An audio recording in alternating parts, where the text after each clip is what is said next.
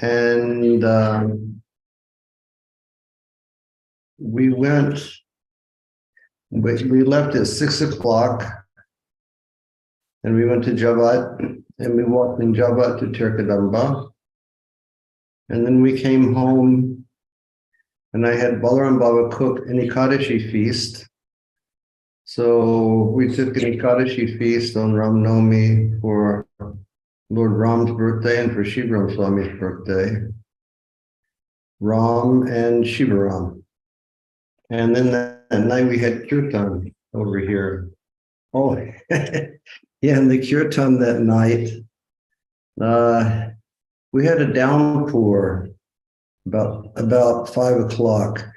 And then it cleared off and everything looked wonderful. And we didn't know whether we should set up or not. So we took Sagar's opinion, and Sagar said, it's not going to rain anymore. Set up for kirtan. So we set everything up for kirtan and everybody came.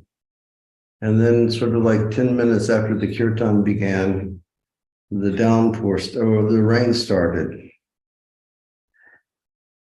And I'd already told everybody, if it starts to rain, immediately get up and grab something and put it away. And then I invited Sachi, who was leading the kirtan, Shivaram Maharaj, and all the other devotees who weren't putting things away. I said, just come into my room. So my room got so packed up, and the back porch was totally packed.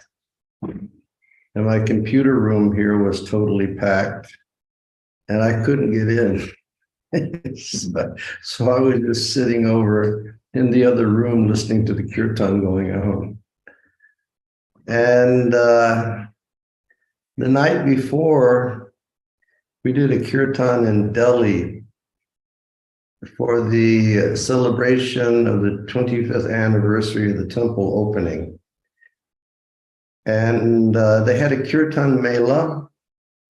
They had 4 or 5 different devotees leading kirtan, and they had our team last to lead kirtan. And it was really big. It was like they had up behind the temple, they had a big pandal set up, and it had been raining there also. So it was like, it's been raining over here. And we got up to the pandal, and up on the stage, they had some abhishek or puja or something like that going on for the little Utsav deities. And they had this huge screen behind that was flashing all of these completely psychedelic lights. You know, it was so crazy. I was joking with the kirtan team. I was saying we should have taken bong before we came over here, and we would be watching those lights and going crazy. But the devotees were so enthusiastic, and we had devotees just packed in up on the stage and devotees out in the audience. It was quite terrific. It was really wonderful. I didn't see Gopal Krishna Maharaj because he's not feeling well these days. But Gopal Krishna Maharaj has really done miracles in preaching Krishna consciousness. And now they have, that temple was opened 25 years ago. And I was there for the opening. During the opening, Atal Bihari Vajpayee, he came. And in the past 25 years, since the temple opened there, His Holiness Gopal Krishna Maharaj is opened, 17 or 18 big temples in Delhi. So just about every year and a half, there's another major temple in New Delhi. I mean, it's something phenomenal. He's such a empowered preacher for Lord Chaitanya. Something so inspirational. But it was a huge team. You know, a number of devotees were there, and the reception was very, very wonderful. Yes, so we've been having kirtans over here in the evening when we haven't been getting rained out. And we had nice kirtan last night, though it wasn't so heavily attended. I didn't really advertise, and I didn't advertise again today because I forgot. But very nice kirtan yesterday evening. And because of the rain, this season that we're having in Vrindavan is not like normal season. You know, now it's generally already like hot, but we're hardly running fans over here. You know, and the nights are cool. So it's Krishna's real mercy is upon us. Last year, we had 1 week of spring and then temperatures shot up to 40 and that was it. And this year we've had like a very long, beautiful spring. So it's very, very nice. Okay, I hope that all of you all have been well. And today I will read from Chaitanya Charitamrita. And I will now somebody's going to have to do something to the screens. Okay, let me just see. So I just did it so I could see the screen. We're going to be reading from Chaitanya Charitamrita, Antya Lila, chapter 8. And this chapter is going to describe Ramachandra Puri. And perhaps you all have heard in classes, or if you've read Chaitanya Charitamrita, you read about Ramachandra Puri. He was a disciple of Madhavendra Puri. But he had some bad association and he became an offender. So we will read about his activities and Chaitanya Mahaprabhu's response to that. So I will begin because we only have about 45 minutes before Kirtan is supposed to start over here. Chaitanya Charitamrita Antya Lila 8.1. Let me offer my respectful obeisances to Sri Chaitanya Mahaprabhu, who reduced his eating due to fear of the criticism of Ramachandra Puri. I should say before we begin, let's offer obeisances to Prabhupada. Nama Om Vishnu Padaya Krishna Prasthaya Bhutale Srimati Bhaktivedanta Swami Namane Namaste Saraswati Deve Gauravani Macharane Nirvishesha Shunyata Jai Shri Krishna Chaitanya Prabhu Nityananda Shivasti Go Bhakti Vrinda Hare Krishna Krishna Krishna Hare Hare Hare Ram Ram Hare Hare. Let me offer my respectful obeisances unto Sri Chaitanya Mahaprabhu, who reduced his eating due to fear of the criticism of Ramachandra Puri. Jaya Jaya Shri Chaitanya Karuna Sindhu Avatar Brahma Shivadika Bhaje Charana Yanhara. All glories to Sri Chaitanya Mahaprabhu, the incarnation of the ocean of mercy. His lotus feet are worshipped by the demigods, like Lord Brahma and Lord Shiva. I'm going to get up for just a second and close the windows in my room because they're setting up for kirtan outside and it's a little noisy for me. So just give me a minute.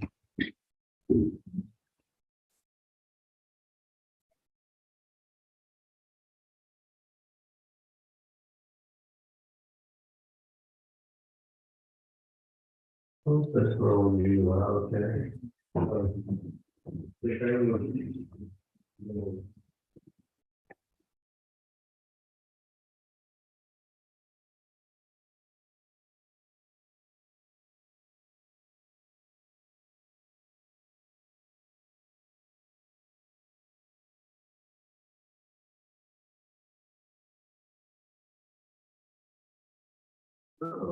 Hey, Hare Krishna.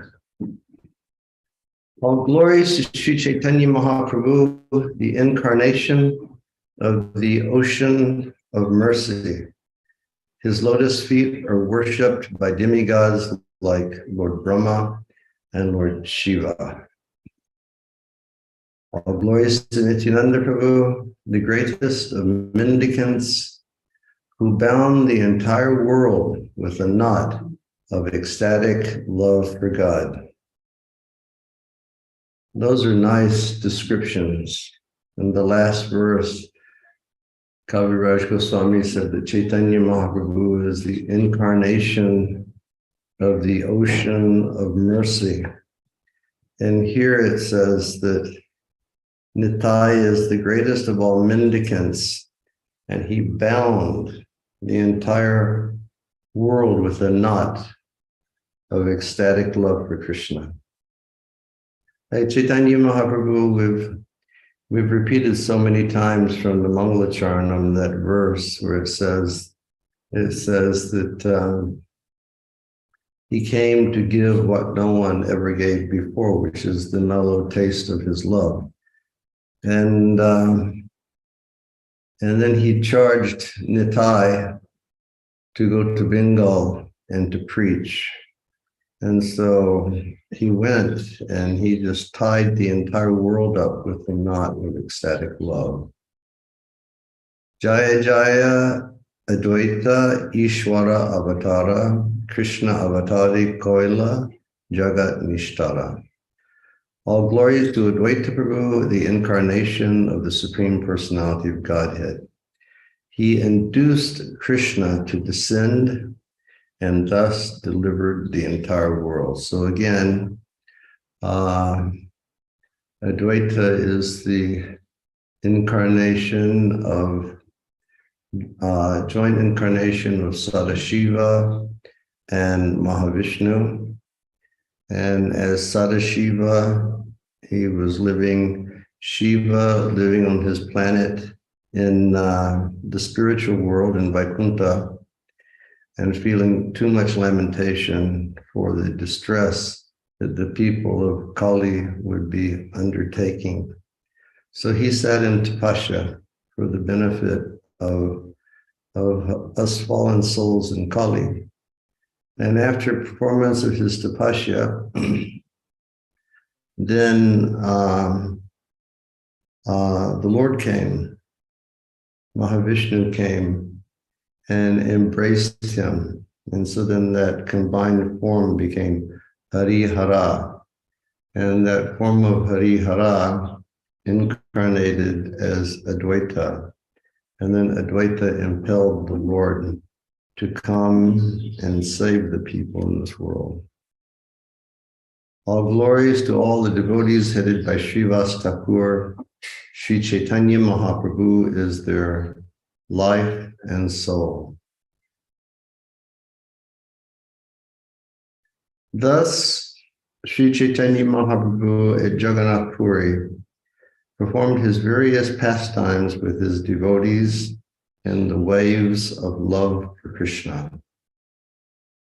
Mata, in this way, Gaurachandra Nija Bhakta Sanghe, with his own devotees. Nila Chali Krida Kare Krishna Prema Tarange. In the waves of love for Krishna, he executed pastimes with his devotees.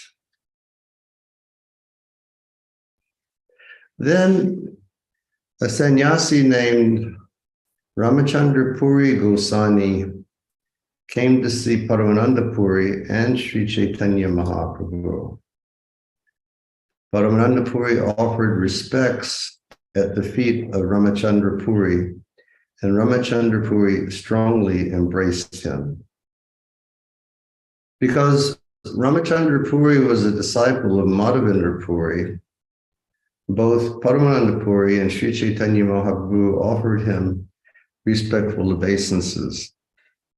Srila Bhaktisiddhanta Saraswati Thakur comments that although Ramachandra Puri was naturally very envious And although he was against the principles of Vaishnavism, or in other words, against the principles of the Supreme Personality of Godhead and his devotees, common people nevertheless addressed him as Goswami or Gosani because he was superficially in the renounced order and he was dressed like a sannyasi. In the modern age, the title of Goswami, is used by a caste of grihastas, but formerly it was not. Rupa Goswami and Sanatana Goswami, for example, were called Goswami because they were in the renounced order. Similarly, because Paramananda Puri was a sannyasi, he was called Puri Goswami. By careful scrutiny, therefore, one will find that Goswami is not a title for a certain caste. Rather, it is properly the title for a person who is in the renounced order. And Srila Prabhupada always told us that Goswami, it means a person who is the master of the senses.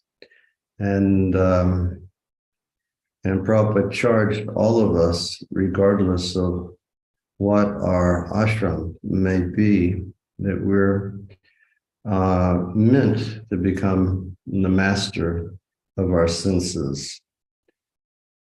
Two situations. One situation is to be the servant of the senses, and the other is to be the master of the senses.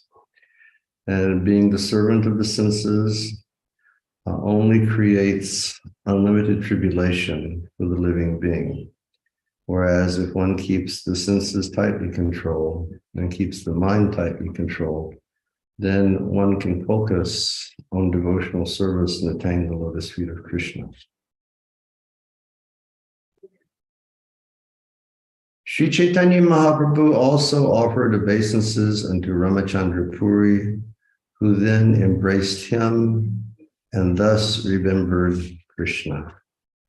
So again, Ramachandra Puri is the Ramachandra Puri. He was one of the disciples of Madhavinda Puri, which means that he was a godbrother of Ishwara Puri, and therefore he was senior to Sri Chaitanya Mahaprabhu. Okay, and although he was showing himself to be a Vaishnava and a Goswami, he was a Mayavadi. And nevertheless, when he embraced Chaitanya Mahaprabhu, he remembered Krishna. Sri Chaitanya Mahaprabhu offered obeisances to Ramachandra Puri in consideration of his being a disciple of Srila Madhavendra Puri, the spiritual master of his own spiritual master, Ishwar Puri. When a Vaishnava sannyasi meets another Vaishnava sannyasi, they both remember Krishna. Even Mayavadi sannyasis generally remember Narayan, who is also Krishna, by saying Om Namo Bhagavate Narayanaya or Namo Narayanaya. Thus, it is the duty of a sannyasi to remember Krishna.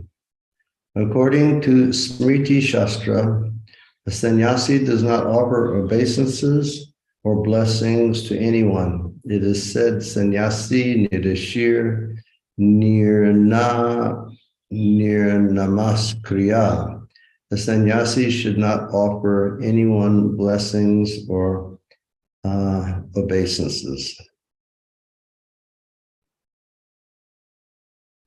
And somewhere here in Antya Lila, Srila Prabhupada speaks about this principle of about offering blessings. I can't remember clearly what I was going to say now, so I just won't say it. The three of them talked about Krishna for some time, and then Jagadananda came and extended an invitation to Ramachandra Puri. A large quantity of the remnants of food from Lord Jagannath was brought in for distribution, Ramachandra Puri ate sumptuously, and then he wanted to find fault in Jagadananda Pandit.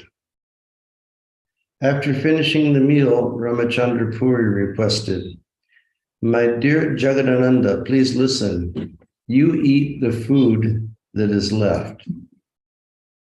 With great eagerness, Ramachandra Puri seated Jagadananda Pandit and personally served him prasadam. Encouraging him again and again, Ramachandra Puri fed him sumptuously. But when Jagadananda had washed his hands and mouth, Ramachandra Puri began to criticize him. "I have heard," he said, "that the followers of Chaitanya Mahaprabhu eat more than necessary. Now I have directly seen that this is true." That's very devious, isn't it? He wanted to give Jagadananda more and more prasadam, and Jagadananda honored his request, and then he criticized him for eating too much. Feeding a sannyasi too much breaks his regulative principles. For when a sannyasi eats too much, his renunciation is destroyed. Give me 1 second.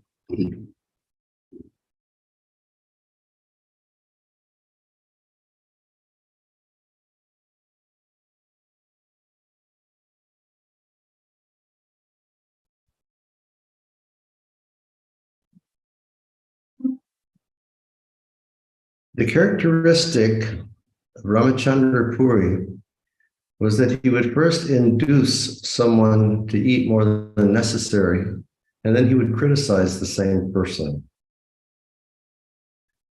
Formally, so now we're going to get a little history. Formerly, when Madhavendra Puri was at the last stage of his life, Ramachandra Puri came to see where he was staying.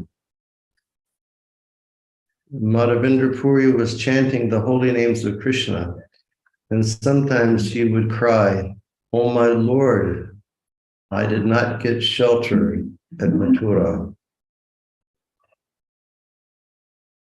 So he's on his deathbed, being a Vaishnava. He's chanting and he's crying and he's saying, "Oh my Lord, I didn't attain your shelter. Lord, I didn't attain your shelter." Then Ramachandra Puri was so foolish that he fearlessly dared to instruct his spiritual master. So that's a very interesting point. You know, Madhavendra Puri is on his deathbed crying in separation and weeping in the mood of a Vaishnava. He's chanting Harinam and he said, "I didn't attain you, I didn't attain you." And he says, then Ramachandra Puri was so foolish that he fearlessly dared to instruct his spiritual master.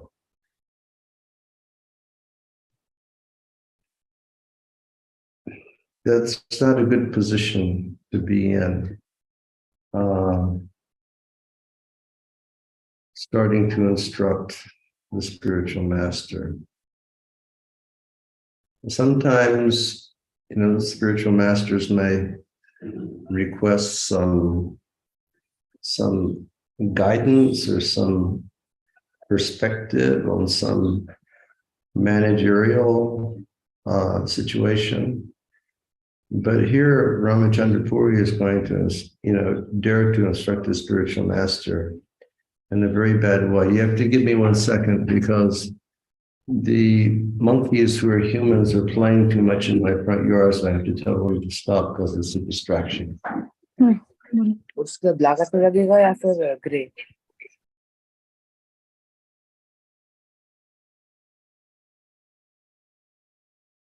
I'm trying to give class in here. When people are doing calisthenics and flattening and picking Ganga and other things, it's a distraction for me. So everybody can use a lot of people.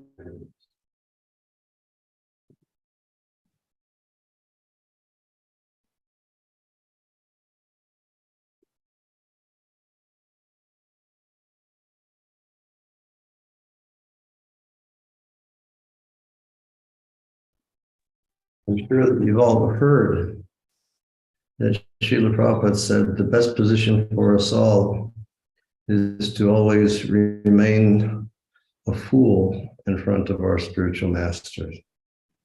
So this is what Ramachandra Puri is going to tell his spiritual master, who's crying and weeping due to separation. If you are in full transcendental bliss, you should now remember only Brahman. Why are you crying? Very horrible thing to say. Oh, Guru Maharaj, if you're really on the transcendental platform, why are you crying? Just fix your mind and remembering the impersonal Brahman. As stated in the Bhagavad Gita, Brahma Bhuta Prasanatma, a Brahman realized person is always happy. Na sochati, na kankshati. He neither laments nor aspires for anything. Not knowing why Madhavendra Puri was crying, Ramachandra Puri tried to become his advisor. Thus, he committed a great offense, for a disciple should never try to instruct his spiritual master. That's a dangerous situation. Hearing this instruction, Madhavendra Puri, greatly angry, rebuked him by saying, "Get out, you sinful rascal." Ramachandra Puri could not understand that his spiritual master, Madhavendra Puri, was feeling transcendental separation. His lamentation was not material, rather it proceeded from the highest stage of ecstatic love of Krishna. When he was crying in separation, I could not achieve Krishna. I could not reach Mathura. This was not ordinary material lamentation. Ramachandra Puri was not sufficiently expert to understand the feelings of Madhavendra Puri, but nevertheless, he thought himself very advanced. Therefore, regarding Madhavendra Puri's expressions as ordinary material lamentation, he advised him to remember Brahman because he was latently an impersonalist.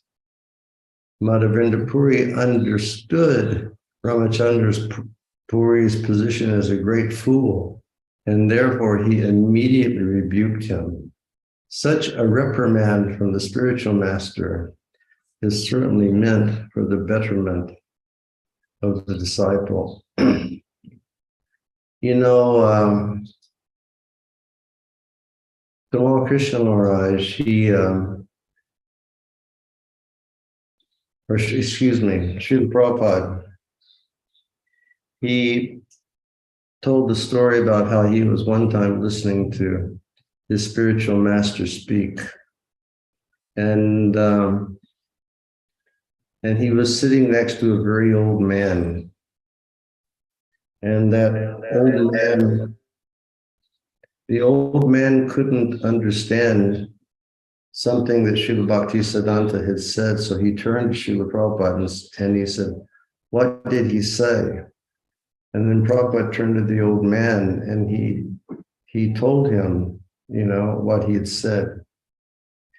And just at that moment, Srila Bhaktisiddhanta looked up and he saw Prabhupada speaking while he was lecturing. And he chastised Srila Prabhupada. And he said, "You have become so big now that you can talk when your spiritual master is speaking." And Srila Prabhupada, he said he relished that. He always kept that chastisement close to his heart. And he felt like he was fully accepted by his spiritual master. And one time, just on that little lane that you walk from the temple over to this house, the house in the corner there on that lane, that was Tamal Krishna Goswami's house. And one winter morning, I was there with him, and I asked him, I said, what are your fondest remembrances of being with Srila Prabhupada since you were with him so much? And he said, my most fond remembrances are when Prabhupada chastised me. And one chastisement that he told me about, perhaps I've mentioned this to you all before, but is regarding the Juhu property. And they were someplace in South India, and Prabhupada got a phone call that the deal at Juhu had been concluded. And so he told Tamal Krishna Maharaj, go to Bombay immediately and secure the papers for the property.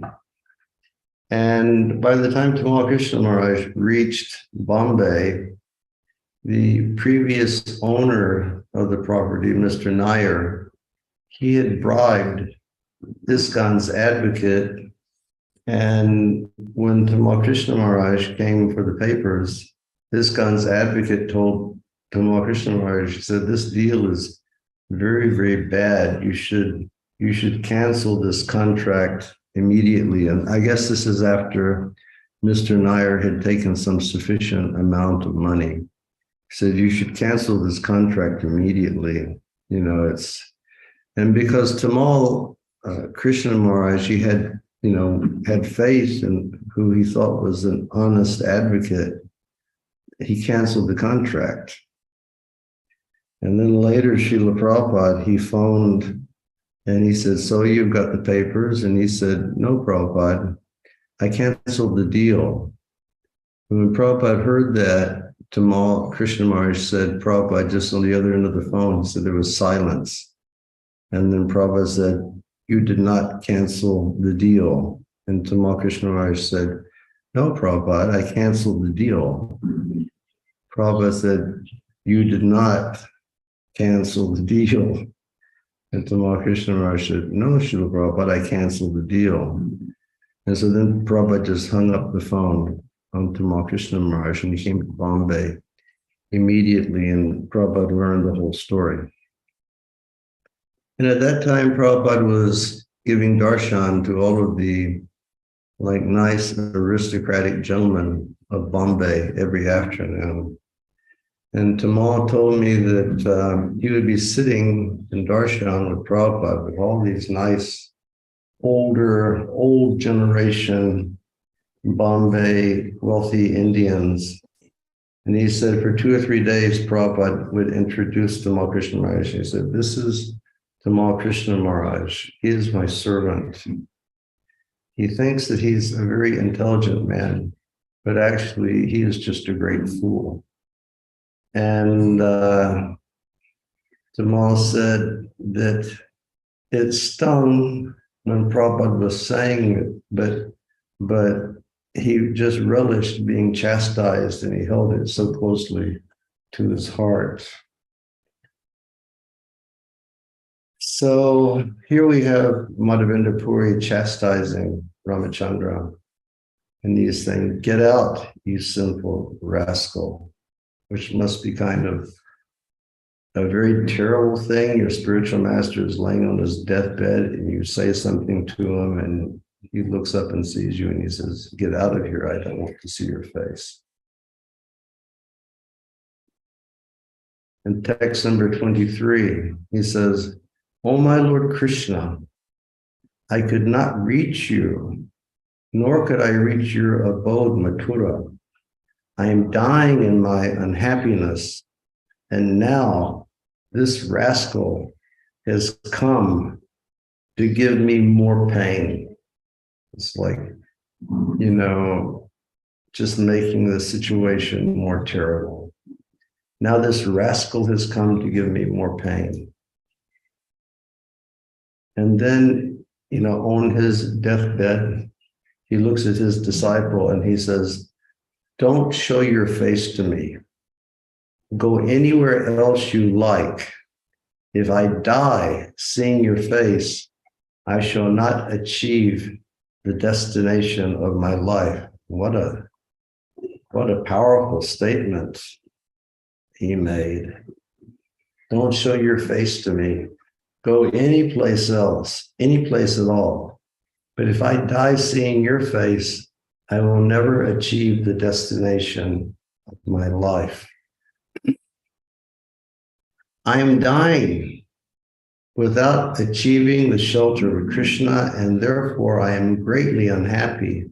Now, this condemned foolish rascal has come here to instruct me about Brahman.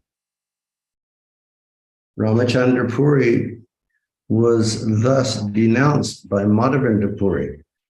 Due to his offense, gradually material desire appeared within him.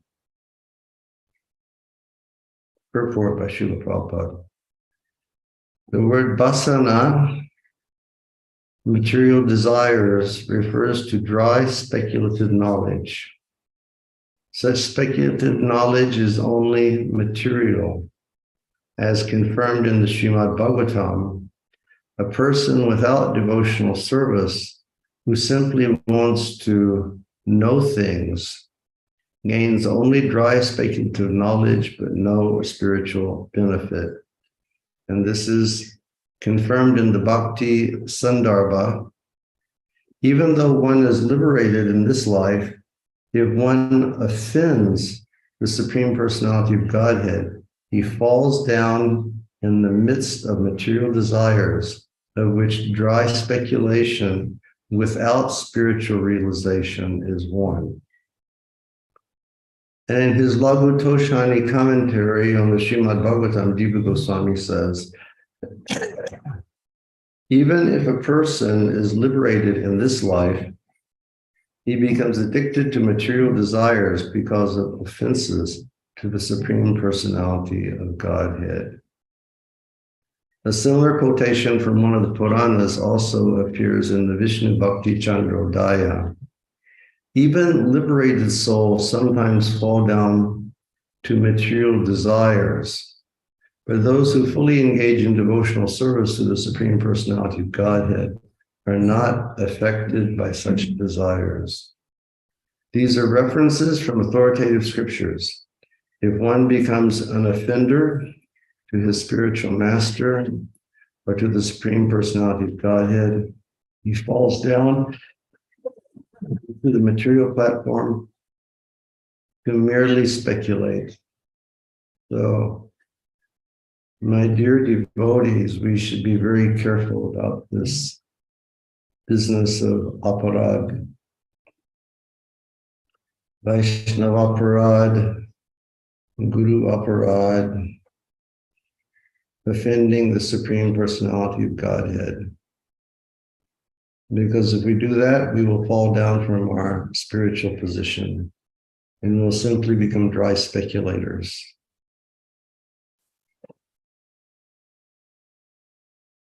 One who is attached to dry speculative knowledge has no relationship with Krishna.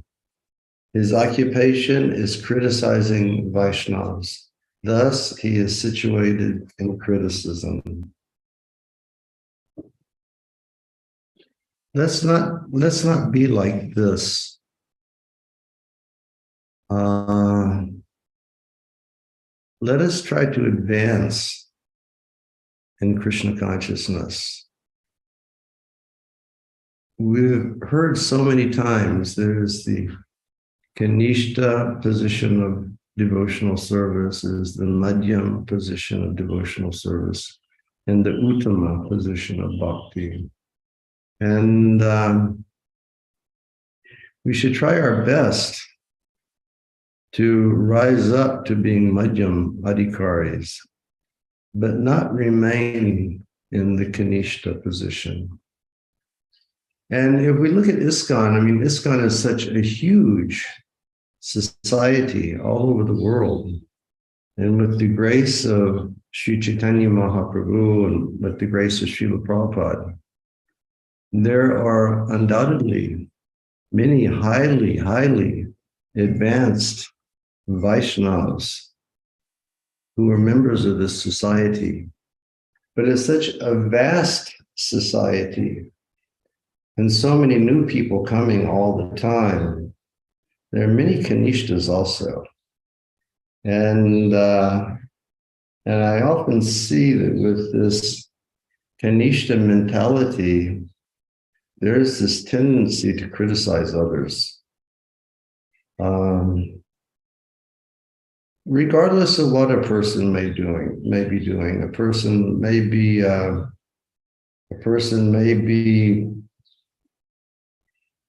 well, I won't go into details. A person can see oneself as a very nice creature, but if he has this Kanishta mentality, he'll simply be criticizing others. So we should be very careful that we don't want to remain in the Kanishta position. We want to rise up and become true devotees of the Lord. One who is attached to dry, speculative knowledge has no relationship with Krishna. His occupation is criticizing Vaishnavas, thus he is situated in criticism. Srila Bhaktisiddhanta Saraswati Thakur has explained in his Anubhashya that the word nirbandha indicates that Ramachandra Puri had a steady desire to criticize others. How horrible. Impersonalist Mayavadis who have no relationship with Krishna, who cannot take to devotional service and who simply engage in material arguments to understand Brahman, regard devotional service to Krishna as karma kanda or fruitive activities. According to them, devotional service to Krishna is but another means for attaining dharma, artha, kama, and moksha. Therefore, they criticize the devotees for engaging in material activities. They think that devotional service is maya, and that Krishna and Vishnu is also maya. Therefore, they are called mayavadis. Such a mentality awakens in a person who is an offender to Krishna and his devotees. The other night, when I was in Delhi, I saw a person, one devotee, nice devotee, that I worked with when I was organizing ISKCON's camp in the Maha-Kumbh Mela back in 1989. And we were recalling how when we went to Allahabad, or Prayag now, when we went to Prayag, we were visiting one very wealthy man trying to get a donation for our camp in the Kumbh Mela. And we spoke to him for about an hour, and after about an hour, I think he gave 50 rupees. You know, he wasn't a very charitable fellow. And then he said, you know, Swamiji, I have my own temple, and at the present moment, I have one Swami here who is giving a Bhagavad Gita. Would you like to meet the Swami? And I asked, what is Swami's name? And he gave me some very long names, some Saraswati, Tirtha, Ananda, you know, all of these different, you know, sort of Mayavadi, Advaita Vedantic buzzwords. And I told him, no, really, I don't want to meet your Swami. But the Indian devotee that I was with, he kept pressing, no, Maharaj, we should go and meet the Swami. And so we went, and I walked in, and the man was, you know, he had like orange robes and completely bald head. And he was sitting there, and he was looking very grumpy. And then, because we're supposed to give pranams to any sannyasi, I offered obeisances. And then I was trying to speak to him some. And finally, I looked at him and I said, Maharaj, from the Bhagavatam, what are you speaking on? And he said, I'm speaking on the 5 chapters of the Ras Lila. And immediately that started setting off the red alarms in my consciousness. And he was sitting down on a asana on the floor, and he had a choki in front of him, and he had a big Bhagavatam sitting in front of him. And I continued, I said, Maharaj, how many hours a day do you study the Srimad Bhagavatam? And he put his hand on the Bhagavatam, and he said, actually, there is nothing in this book. And when he said that, I sort of exploded. And I said, sir, you are a great rascal to say that there is nothing in the Srimad Bhagavatam. And if there's nothing in the Bhagavatam, how dare you speak on the Srimad Bhagavatam? Your business is that you should just keep your mouth closed, because if you speak, only nonsense will come out. And the Indian devotee that I was with, he was starting to get very agitated, and he was saying, don't speak that way. Don't speak that way. Perhaps the host will become offended. And I looked at the Swami, I said, you have no adhikari for speaking on the topics of Krishna and the damsels of Vrindavan. And he was saying, no, you do not understand. I believe in Krishna. And so I looked at him and I said, you believe in Krishna? I said, so tell me, when Krishna comes to this world, Mother Jasoda and the gopis and all of their associates, do they accept bodies made out of the material mode of goodness? And when I said that, he looked at me and said, yes, certainly. And when he said that, I screamed at him and I said, you are a damn rascal. You should not speak at all. You have no understanding of Krishna. And he said, no, you see, I have a picture of Krishna. Every day I offer 2 ladus to Krishna's picture. Here, take the prasad. And I told the Indian devotee I was with, I don't want to take this prasad.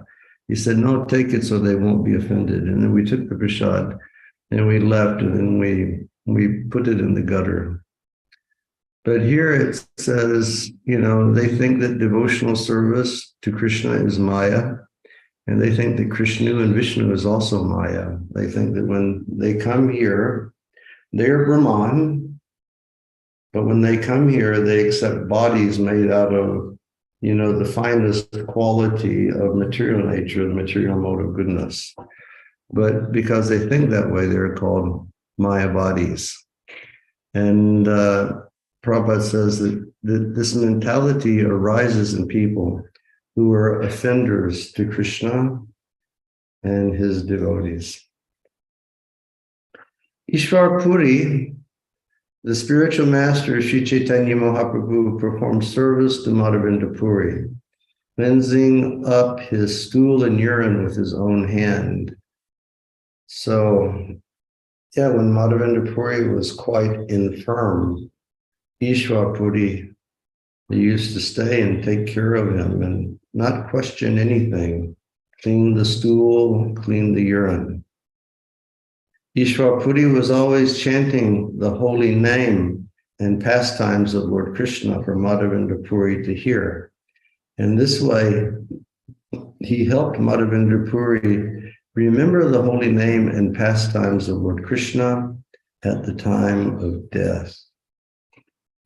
Pleased with Ishwar Puri, Madhavinda Puri embraced him and gave him the benediction that he would become a great devotee and a lover of Krishna. So that's the blessing of pleasing one's spiritual master. You receive a benediction, become a great devotee, and become Krishna's lover. Thus, Ishwar Puri became like an ocean of ecstatic love for Krishna, whereas Ramachandra Puri became a dry speculator and a critic of everybody that he came in contact with. We We keep telling you, we keep asking you, please do not commit Vaishnava aparadh. Please do not commit Vaishnava aparadh. And some folks, they just carry on committing Vaishnava aparadh. But here it says, because Ishvara Puri served his spiritual master with so much love, he was like an ocean of ecstatic love himself for Krishna. But Ramachandra Puri, he became like a dry speculator, and he just became a critic of everyone. He just couldn't stop criticizing Vaishnavas. Ishvara Puri received the blessings of Madhavinda Puri, whereas Ramachandra Puri received a rebuke from him. Therefore, these two persons, Ishvara Puri and Ramachandra Puri, are examples of the objects of a great personality's benediction and punishment. Madhavinda Puri instructed the entire world by presenting these two examples. That's very nice. Madhavinda Puri instructed the whole world. Now see the difference of what you will get. If you serve with faith and love and devotion, you will become like an ocean of love for Krishna. If you criticize the Vaishnavas, then you'll just become dried up like a dry branch, and you will fall off the tree. His Divine Grace Madhavinda Puri, the spiritual master of the entire world, thus distributed ecstatic love for Krishna. While passing away from the material world, he chanted the following verse. Ai dina dayadranatha he matudanath kadavalokshase vidayam twad aloka kataram dayate brahmyati kim karumyaham. O my Lord, O most merciful Master, O Master of Mathura, when shall I see you again? Because of my not seeing you, my agitated heart has become unsteady. O most beloved one, what shall I do now? This kim karom yaham, what shall I do now? Kim karom yaham. O my Lord, O most merciful Master, O Master of Mathura, when shall I see you again? Because of my not seeing you, my agitated heart has become unsteady. O most beloved one, what shall I do now? Yeah, because of not seeing you, my agitated heart has become unsteady. When will we feel that way so deeply? Because of not seeing Krishna, our hearts become agitated. And this verse, Madhavinda Puri teaches how to achieve ecstatic love for Krishna. By feeling separation from Krishna, one becomes spiritually situated. That's very, very nice. We have to experience this feeling of vipralambha, or separation from Krishna. And just like the young girls of Braja, when Krishna disappeared, when they were having their dancing pastimes, they felt so much separation that they became like mad people. They became so devastated. They became so humble in that feeling of separation. And then Krishna, seeing that, he came back and gave himself to them. So by feeling separation from Krishna, one becomes spiritually situated. Madhavinda Puri sowed the seed of ecstatic love for Krishna within this material world, and then he departed. That seed later became a great tree in the form of Sri Chaitanya Mahaprabhu. I have incidentally described the passing away of Madhavinda Puri. Anyone who hears this must be considered very fortunate. So we are all fortunate today because we have heard this pastime from Krishnadas Kaviraj Goswami. Thus, Ramachandra Puri stayed at Jagannath Puri, as is customary for those in the renounced order. He would sometimes stay someplace and then go away. There was no certainty of where Ramachandra Puri would take his meal, for he would do so even if he was uninvited. Nevertheless, he was very particular about keeping account of how others were taking their meals. He sounded like a very complicated person. You know, no one knew. I guess he wasn't getting invitations, and he would just turn up uninvited to eat, and he would eat heartily, but he would keep his eye on what the other Vaishnavas were eating. To invite Sri Chaitanya Mahaprabhu would cost about 320 kodis, or small conch shells. This would provide lunch for 3 people, including Sri Chaitanya Mahaprabhu, sometimes Kashishwar, and Govinda. Every day the Lord would take his meal at a different place, and if someone was prepared to pay for a meal, the price was fixed at only 4 panas. Ramachandra Puri concerned himself with gathering all sorts of information about how Sri Chaitanya Mahaprabhu was situated, including his regulative principles, his lunch, his sleep, and his movement. Sounds like a very bad-hearted person. Because Ramachandra Puri was interested only in finding faults, he could not understand the transcendental qualities of Sri Chaitanya Mahaprabhu.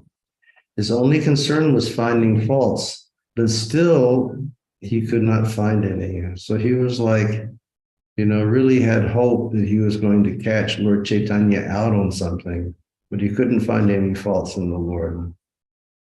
At last, he found a fault. How can a person in the renounced order eat so many sweetmeats, he said. If one eats sweets, controlling the senses is very difficult. In this way, Ramachandra Puri blasphemed Sri Chaitanya Mahaprabhu before everyone, but nevertheless, he would regularly come to see the Lord every day. Sounds very evil, doesn't he? He used to just everywhere, he would always criticize Lord Chaitanya, always eating too many sweets. He's a sannyasi, he's eating too many sweets. And nonetheless, he would come and he would visit Chaitanya Mahaprabhu every day. When they met, the Lord would offer him respectful obeisances, considering him a godbrother of his spiritual master. Ramachandra Puri's business, however, was to search for faults in the Lord. See how nice the Lord is. The Lord is in everybody's heart. The Lord knows everybody's intention. The Lord knows what Ramachandra Puri was up to. But still, when Ramachandra Puri would come, Chaitanya Mahaprabhu would offer his obeisances to him. Sri Chaitanya Mahaprabhu knew that Ramachandra Puri was criticizing him before everyone. But whenever Ramachandra Puri came to see him, the Lord offered him respects with great attention. One day, Ramachandra Puri came in the morning to the abode of Sri Chaitanya Mahaprabhu. Seeing many ants, he said something to criticize the Lord. Last night there was sugar candy here. Therefore, ants are wandering about. Alas, this renounced sannyasi is attached to such sense gratification. After speaking in this way, he got up and he left. Sri Chaitanya Mahaprabhu had heard rumors about Ramachandra Puri's blaspheming. Now he directly heard his fanciful accusations. Ants generally crawl here and there and everywhere. But Ramachandra Puri, imagining faults, criticized Sri Chaitanya Mahaprabhu by alleging that there had been sweetmeats in his room. Evil-minded person. Evil-minded, he was latently, he was a impersonalist. He dared to try to instruct his spiritual master. He was rebuked by his spiritual master. And then his business just became criticizing everyone. And so now he's criticizing Chaitanya Mahaprabhu directly. After hearing this criticism, Sri Chaitanya Mahaprabhu was doubtful and apprehensive. Therefore, he called Govinda and instructed him as follows. From today on, it will be a rule that I shall accept 1/4 of a pot of Lord Jagannath's prasadam and 5 gandas worth of vegetable. If you bring any more than this, you will not see me here anymore. So Lord Chaitanya is cutting his eating, I think, in half. Govinda relayed this message to all the devotees. When they heard it, they felt as if their heads had been struck by thunderbolts. All the devotees condemned Ramachandra Puri, saying, "This sinful man has come here and he has taken our lives." That day, a Brahmin extended an invitation to Sri Chaitanya Mahaprabhu. When Govinda accepted only 5 gandas worth of vegetable and 1/4 of a pot of rice, the Brahmin, in great despair, struck his head with his hand and he cried, "Alas, alas." Sri Chaitanya Mahaprabhu ate only half of the rice and vegetables, and whatever remained was taken by Govinda. Thus, both Chaitanya Mahaprabhu and Govinda ate only half the food they needed. Because of this, all of the other devotees decided to give up eating. Sri Chaitanya Mahaprabhu ordered Kashishwar and Govinda, "You may both take alms elsewhere in order to fill up your bellies." In this way, some days passed in great unhappiness. Hearing of all this, Ramachandra Puri went to Chaitanya Mahaprabhu. Sri Chaitanya Mahaprabhu offered his obeisances to Ramachandra Puri and worshipped his feet. Then Ramachandra Puri smiled and he spoke to the Lord. Ramachandra Puri advised, "It is not the business of a sannyasi to gratify his senses. He should fill his belly some way or another." I have heard that you've cut your eating in half. Indeed, I see that you are skinny. Such dry renunciation is also not the religion of a sannyasi. So this person you can't win with. Either he's criticizing you for eating, or if you're not eating, he's criticizing you for dry renunciation. A sannyasi eats as much as necessary to maintain his body, but he does not enjoy satisfying his senses materially. Thus, the sannyasi becomes perfect in his spiritual advancement and knowledge. Give me just a second. I'm having a little issue over here. Lord Krishna says, "My dear Arjun, one cannot perform mystic yoga if he eats more than necessary or needlessly fasts, sleeps and dreams too much, or does not sleep enough. One should eat and enjoy his senses as much as necessary. One should properly endeavor to execute his duties, and one should regulate his sleep and his wakefulness. Thus one can become freed from material pains by executing mystic yoga."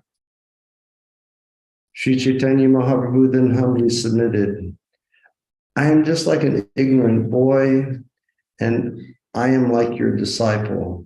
It is my great fortune that you are instructing me." Hearing this, Ramachandra Puri got up and left. He also heard from various sources that all the devotees of Sri Chaitanya Mahaprabhu were eating half as much as usual.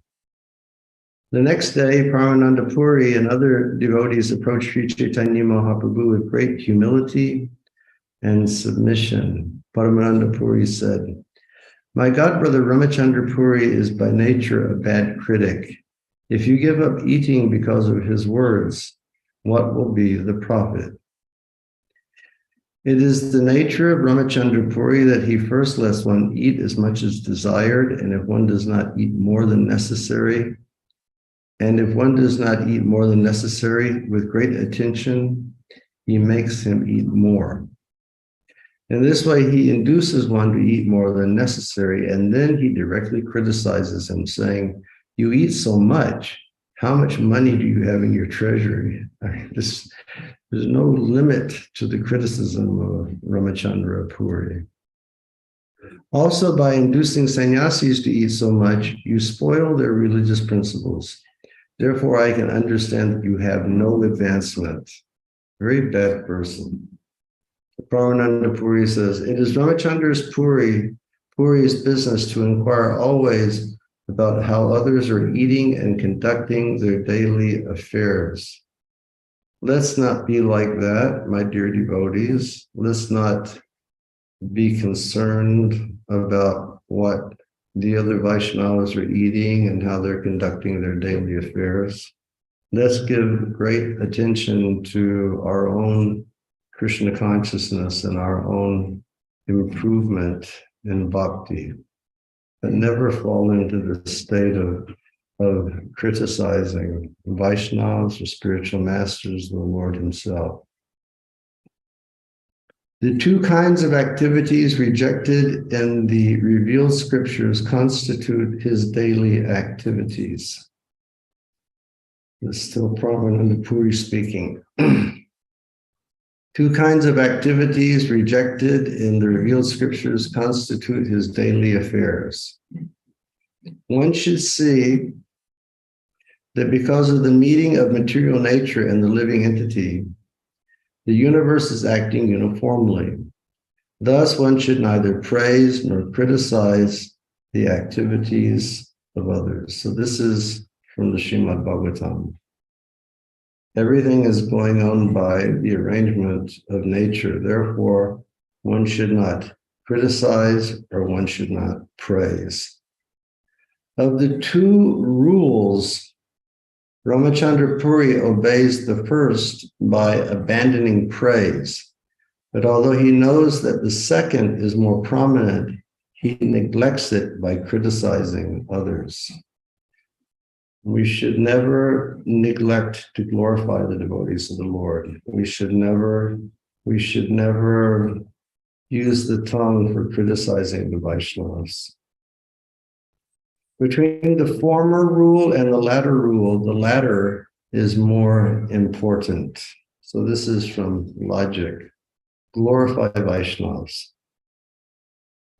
Even where there are hundreds of good qualities, a critic does not consider them.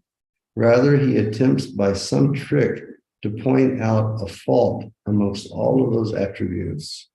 My goodness. Even when there are hundreds of good qualities, a critic does not consider them. Rather, he attempts by some trick to point out a fault in all those hundreds of good qualities. One should not, therefore, follow the principle of Ramachandra Puri. Nevertheless, I have to say something against him because he is making our hearts unhappy. Why have you given up proper eating due to the criticism of Ramachandra Puri? Please accept invitations as before. This is the request of all of us. So this is the appeal being made by Paramananda Puri to Lord Chaitanya. Sri Chaitanya Mahaprabhu replied, "Why are all of you angry at Ramachandra Puri? He is expounding the natural principles of sannyas life. Why are you accusing him? For a sannyasi to indulge in satisfying the tongue is a great offense. The duty of a sannyasi is to eat only as much as needed to keep the body and the soul together. When they all requested very fervently that Sri Chaitanya Mahaprabhu take a full meal, he still would not do so. Instead, he responded to their request by accepting half as much as usual. So now he's like cutting, he's already cut, now he's cutting more. The cost of the food needed to invite Sri Chaitanya Mahaprabhu was fixed at 2 panna of kodis, 160 conch shells. And that food would be taken by 2 men and sometimes 3. When a Brahmin at whose home an invitation could not be accepted invited the Lord, he would pay 2 pannas of conch shells to purchase the prasadam. When a Brahmin at whose home an invitation could be accepted invited him, the Brahmin would purchase part of the prasadam and cook the rest at home. So different ways Brahmins had to serve Chaitanya Mahaprabhu. Even on a day when Sri Chaitanya Mahaprabhu was invited to dine by others, if Gadadhar Pandit, Bhagavan Acharya, or Sarvabhauma Bhattacharya invited him, Sri Chaitanya Mahaprabhu had no independence. He would accept their invitations as they desired. Sri Chaitanya Mahaprabhu actually descended to give happiness to devotees. Thus, he behaved in whatever way that fit the time and circumstances. Because of his full independence, Sri Chaitanya Mahaprabhu sometimes behaved like a common man, and sometimes he manifested his godly opulence. Sri Chaitanya Mahaprabhu sometimes accepted Ramachandra Puri as his spiritual master and considered himself a servant, and sometimes the Lord, not caring for him, would see him just as being like straw. Sri Chaitanya Mahaprabhu behaved exactly like the Supreme Personality of Godhead, beyond the restriction of anyone's intelligence. He did whatever he liked, but all of his activities were very beautiful. Thus, Ramachandra Puri stayed for some days at Nilachala, Jagannath Puri. Then he left to visit various holy places of pilgrimage. The devotees considered Ramachandra Puri to be like a great burden on their heads. When he left Jagannath Puri, everyone felt extremely happy, as if a great stone burden had suddenly fallen from their heads to the ground. Wow. And the real Vaishnava criticizer. And the devotees just felt like having this person around is just like a heavy weight on our heads. And finally, when he left Jagannath Puri, everybody felt happy. They felt like, oh, that great stone has gone now. After his departure, everyone was happy once again. Sri Chaitanya Mahaprabhu accepted invitations as usual, and he led congregational chanting and dancing. Everyone else also accepted prasadam without hindrances. If a person's spiritual master rejects him, one becomes so fallen that he, like Ramachandra Puri, commits offenses even to the Supreme Personality of Godhead. We'll read that again. If one's spiritual master rejects him, one becomes so fallen that he, like Ramachandra Puri, commits offenses even to the Supreme Personality of Godhead. Sri Chaitanya Mahaprabhu did not consider the offenses of Ramachandra Puri, for the Lord considered him his spiritual master. However, his character instructed everyone about the results of offending the spiritual master. The character of Sri Chaitanya Mahaprabhu is full of nectar. Hearing about it is pleasing to the ear and to the mind.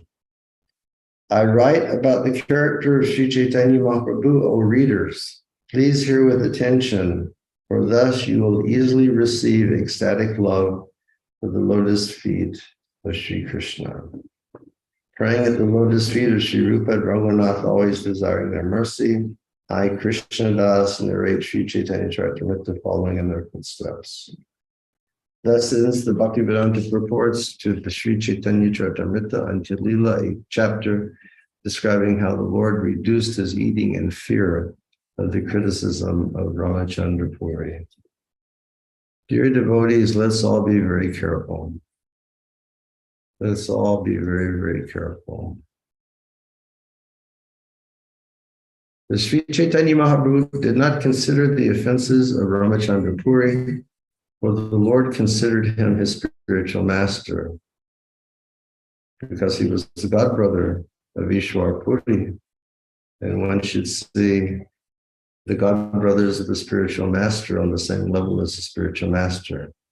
However, Ramachandra Puri's character instructed everybody about the results of offending the spiritual master.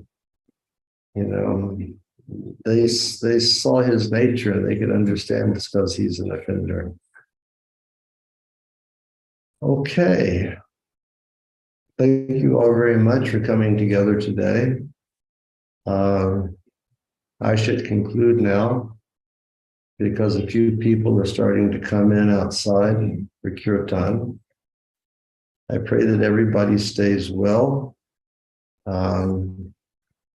blissful in Krishna consciousness. I had the great fortune of seeing Braja Janananda over here a few days ago. He went with us on Shivaram Swami's birthday, and we went to Javat and Terkadamba.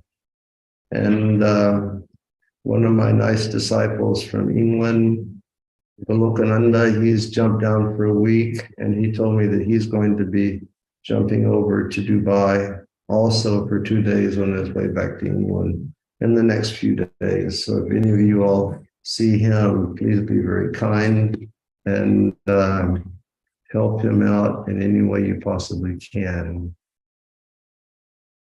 All right, so I will ring off now.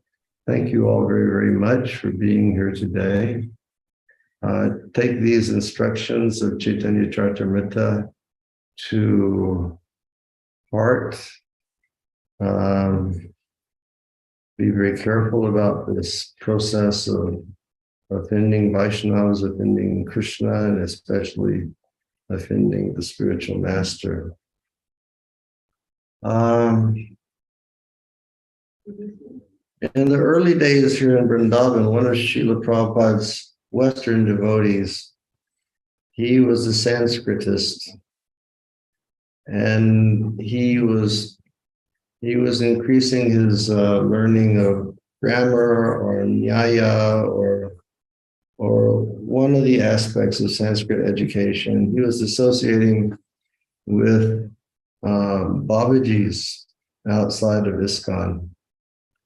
And these Babajis didn't have a favorable opinion of Srila Prabhupada or Srila Bhaktisiddhanta Saraswati Thakur or Srila Bhaktivinoda. And this devotee was picking up on that in their association. And so at one point, he approached Srila Prabhupada, and our devotees were telling Prabhupada this was going on, what he was saying, and Prabhupada was very disturbed. And that devotee, he gradually moved away from ISKCON Sangha. And it is said that he wrote Prabhupada a letter, and he said, well, despite the fact that I'm associating with these other acharyas or spiritual masters, I realize that you are a great Bhagavat. So I pray that you will always give me your mercy. And Prabhupada replied, because this Western devotee had become such a smarty pants that he offended Prabhupada's spiritual master. Prabhupada replied, he said, my blessing to you is that in millions of births and deaths, you will never attain any advancement in devotional service. So that's very, very strong. Offending the spiritual master. We should be very, very careful. Vaishnava aparad, Guru aparad, unlimited material desires. Okay, everyone. Hare Krishna. Stay well until next week. I'm going for kirtan. Hare Krishna. Glory to Prabhupada. Hare Krishna, Hare Guru Krishna. Maharaj. Jai Jai Hare Krishna. Hare Krishna, Guru Maharaj. Hare Krishna, Guru Maharaj. Guru Thank you Maharaj. so much. Jai Jai. Hare Krishna, Guru Maharaj. Jai Jai Govinda. Down Nitai. Hare Krishna. Hare Krishna. Okay, I have to go. Hare Krishna. Hare Krishna, Guru Maharaj. Thank you so much. Hare Krishna. Hare Krishna, Guru Maharaj. Hare Guru Maharaj ki jai. Jai. So well, you are the host. You can enjoy. Jai Jai. Down Nitai. Thank you so much for joining. Hare Krishna. See you next week. Okay, I have to go. Hare Krishna. Hare Krishna. Thank you. Hey, Jagannath ji.